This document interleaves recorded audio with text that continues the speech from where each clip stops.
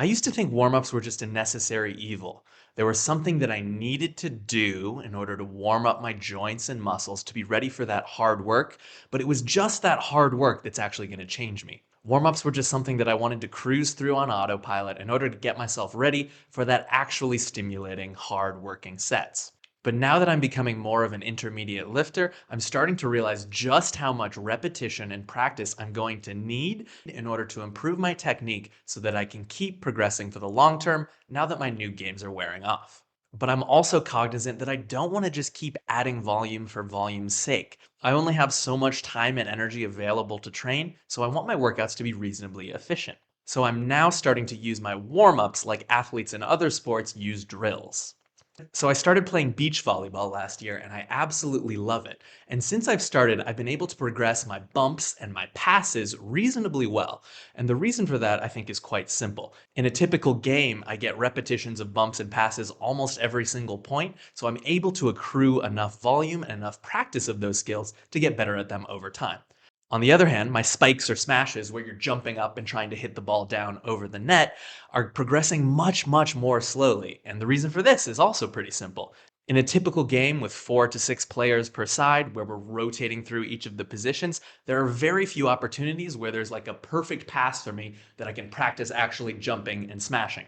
In a typical game, I might only get 1 or 2 attempts at a decent smash. And so the game itself isn't actually very effective of a training method in order to get better at smashing. So this is where drills come in. If I get a buddy of mine to give me a nice pass, I can practice running up to the net, jumping, getting the timing right, and smashing down on the other side. Even a small amount of practice like this has made my smashes a lot better. But there's still a problem with the drills like this. They take up extra time. I have to do this practice in between games when I could just be drinking water, resting, and chatting with my friends. So it takes extra time and energy in order to do so. So the question I ask myself is, how can I incorporate drills into the game itself so that I'm able to improve at these skills without wasting extra time? And in the case of volleyball, what I can do is use my services as a time to practice my smash technique. So instead of just trying to make the best possible serve that's hard for my opponents to defend, I focus on making it as much like a smash as possible. So I'll take a few steps into it, do a proper jump, try to throw the ball really high, and then smash it as if someone had hit the ball to me. And by doing this, I get a bit more practice at those qualities they're going to transfer to the actual smash in-game without wasting any extra time. I have to take my turn serving every single game, so I might as well use that time to improve at one of my weaknesses. Likewise, in order to lift weights safely and effectively, you do need to warm up a bit. So why not improve on one of your weaknesses at the same time?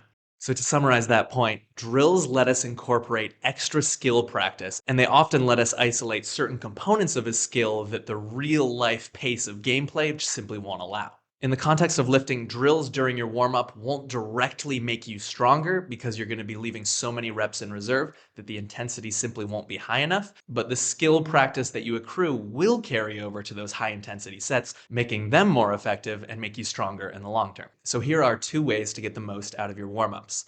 Option number 1 is to make the lightweight feel as heavy as possible. So this means basically just trying to use the same technique you would need to use to hit a 1 rep max, but do it on a 10 rep warm-up, for instance. I find this very useful for lower body compound movements like squats. Right now on my Zercher squats, I find that when I'm going heavy on Zercher squats, I need so many sets to warm up anyways that it's a huge opportunity for practice. And the first few sets at 10, 30, and 50 kilograms are so light that they just don't demand my respect. The truth is that on those first sets, I can neglect the bracing. I don't really have to think about tension down on the negative or body position, because even when I ignore those things, the weight still moves really easily because it's simply very light. But of course, that doesn't work when I'm pushing actually challenging weights. And so trying to make the lightweight feel very heavy by applying the proper cues and tension is something I find super powerful. So in practice, that just means doing those first couple sets a little bit more slowly with the best possible form.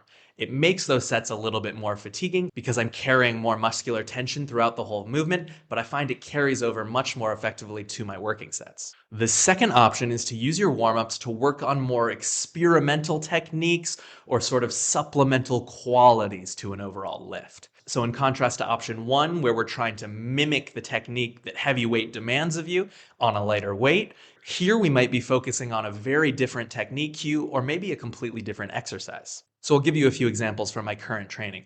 With pull-ups, I like to do sets of shrugs to practice shoulder depression and retraction before I do my sets of pull-ups. In pull-ups, I find that my scapula position is one of my weak links, and I just often don't feel them in my back as much as I should. So by taking a few moments to warm up my shoulder retraction and really trying to think about the scapula position that I want in my pull-ups, I'm able to, over time, improve that form on the actual lift. With ring dips, I often find myself weaker at the very top and struggling to stabilize the rings as I'm locking out the top of a rep. So for the warm up for these, I like to do one body weight dip and push all the way to the top, and then just do a ring support hold, working on that scapular strength and stability. Sometimes I'll turn out the rings to work on external rotation. Sometimes I'll lean forward and allow myself more of a planche lean. But either way, I feel like it warms me up for the dip in a slightly different way.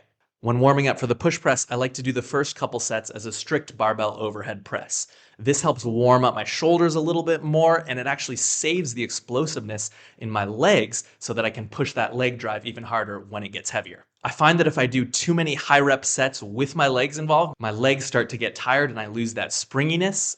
So those are just a few examples of how you can use your warm-ups to drill the skills that you want to get better at without wasting extra time in the gym. I hope this was helpful for you. Get creative on it. Let us know in the comments what drills you like to do during your warm-up, and we'll see you in the next one. Let's get strong for life together. Have a great day.